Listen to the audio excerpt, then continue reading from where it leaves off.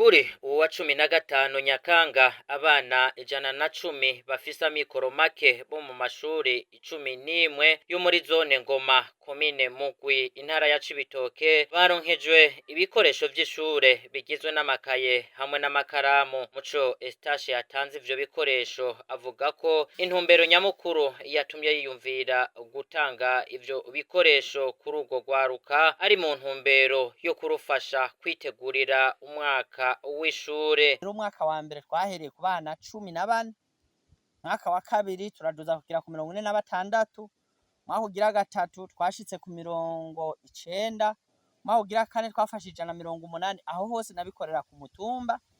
Uyu mwaka nagize abana 110 bivanye nuko nafatiye kuri zone. Nipfuza yuko mu mwaka uza umukama ngiye imbere nkaronka ubundi buryo ko muri zone n'imiburi buri noshikana nko kubana 300. Ivyo navyo nzobiterwa nuko primaire bandanije ironka amasoko ashobora gutuma umwimbo w'amafaranga wiwe yongera iwanje, nkabona ko hamwe nagura ikaye z'imiliyoni 2 nshobora kugura miliyoni 5 nkagura ivyo bikoresho. Sinanifuza kubaha amakaye n'abakaramu gusa, ndifuza ko abana nobaha uturato kutuyeboyebo, no boronka irati, ibikoresho by'ishuri babikenewe ku munyeshuri bakabironka. Ikintu nyamukuru tubaha nk'impanuro no kwiga bashize umwete kwikaye, bakabona ko ibi bikorwa umuntu akora abikora mu bwitange, nabo bakitanga kugira umwimbu wabo unezereze ubutanze amakaye, akabona ko abahaye kugira bige atabahaye kugira ngo bayabike muhira.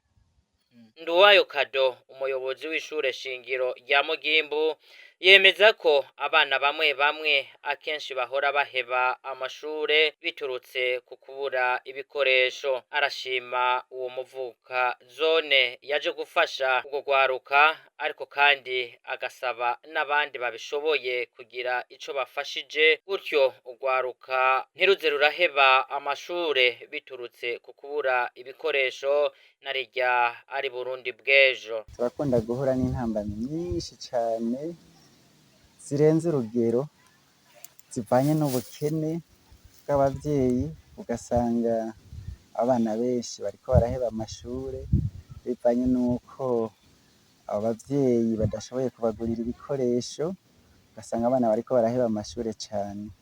Nk'ubu rero turonse umuvuka zone nk'uyu unyi yiyumviriye gukora iciza nk'iconyi, agatanga ibikoresho ku bana bantaho nikora, twomushimira cane gose kuko duca tubona yuko ivyigwa bigiye gutangura neza.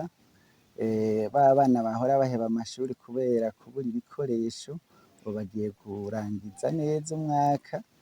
Nibaze ko twomushimira bivuye ku mutima, n'abandi bagira neza bo muri zone Ngoma nabo barakwiye kumufatirako akarorero, nabo bagakora nk'uko akoze kugira ngo urwaruka rwo muri zone Ngoma no mu gihugu cose baze biga amashuri borohewe. Bamwe mu bavyeyi b'abana baronkejwe ibikoresho co kimwe n'abana barashima kuri iyo ngabire baronkejwe. Nari nabuze igikoresho yuko yokwiga, none ndaronse ibikoresho vyagiye kwigisha. Muzohore gutyo mutwibuka, muzohore muguma mutwibuka uko nyene, muguma muza kutwibuka muduhereza ibikoresho. Turabashimiye, muzohore uko nyene muza kudufasha.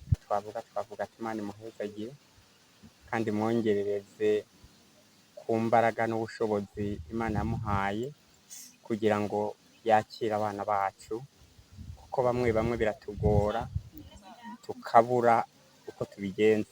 Turabashimiye ku kuntu biyumviye kuza kudufata mu mugongo no kuduterera ku bikoresho by'ishuri. Turabashimiye, bazohora uko, bazohore baratwibuka, tukanasaba yuko batohereza ngaho gusa, ariko bozokwama baraza kugenzura bakareba natwebwe abanyeshuri babifashije ko twoba turiko turonka umwimbu mwiza uko tuba turiko turitwara tukaba tubashimiye bahorane uwo mutima wo kwama batwibuka. Eustache asaba urwo rwaruka rwaronkejwe ibikoresho kwitanga bagakorana ubwira n'umwete ndetse babikoreshe ico vyagenewe gutyo bashobore nabo kuzoshika ku ntambwe ishimishije.